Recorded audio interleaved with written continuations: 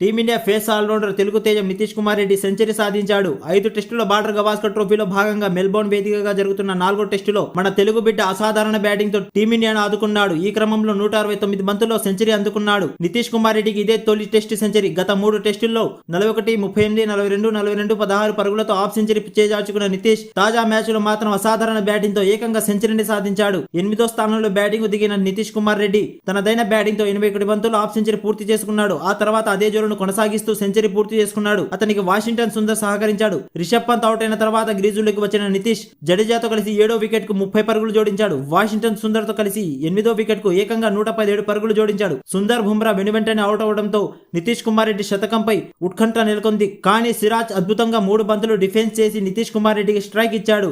Bowling లో 2 బంతులు defence చేసిన నితీష్ కుమార్ రెడ్డి 3వ బంతిని బౌండరీ తన శతకాన్ని అందుకున్నాడు. నితీష్ కుమార్ రెడ్డి శతకంతో అతని తండ్రి ముత్యాల రెడ్డి కన్నీటి పర్యంతమయ్యాడు. టీమిండియా ఆటగాళ్లంతా నితీష్ కుమార్ రెడ్డికి స్టాండింగ్ ఓవేషన్ ఇచ్చారు.